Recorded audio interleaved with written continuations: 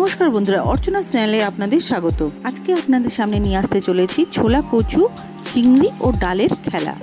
বন্ধুরা, প্রথমে ছোলা কচুটাকে ভালো করে ছাড়িয়ে নিয়ে ছোট ছোট যেরকম আলু ভাজে ওরকম কুটে নিয়ে ধুয়ে নিয়ে এরপরে কড়াই গরম করে সর্ষে তেল দিয়েছি কিছুটা।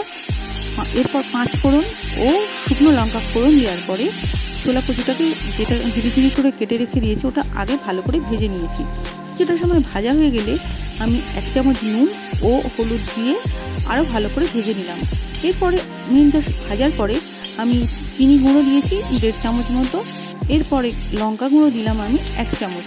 বন্ধুরা, আপনারা যদি লঙ্কা খেতে না চান লঙ্কাটা স্কিপ করে যাবেন বা কাঁচা লঙ্কাও দুটো দিতে পারেন।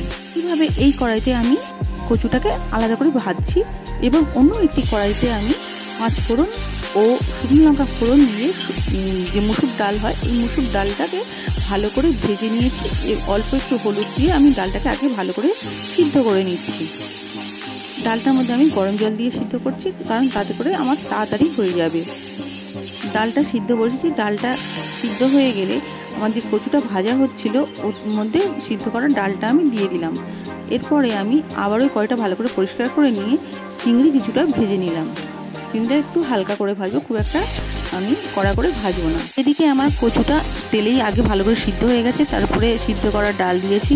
এখানেও মিনিট 10 ফুটে ভালোভাবে সিদ্ধ হয়ে গেছে। এরপরে ভাজা চিংড়িটা দিয়ে আবারও আমি মিনিট 10-15 মতো ভালো করে সিদ্ধ হতে দিয়ে দিলাম।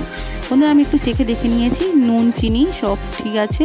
বন্ধুরা, আমার তৈরি হয়ে গেল ছোলা কচু, চিংড়ি ও ডালের খেলা। বন্ধুরা, আমার এই রেসিপিটি আপনাদের যদি ভালো লেগে থাকে তাহলে অবশ্যই একটি লাইক ও শেয়ার করে দিন। আর কেমন লাগলো বন্ধুরা কমেন্টসে জানান।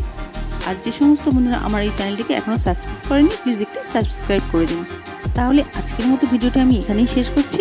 নমস্কার বন্ধুরা, ভালো থাকবেন।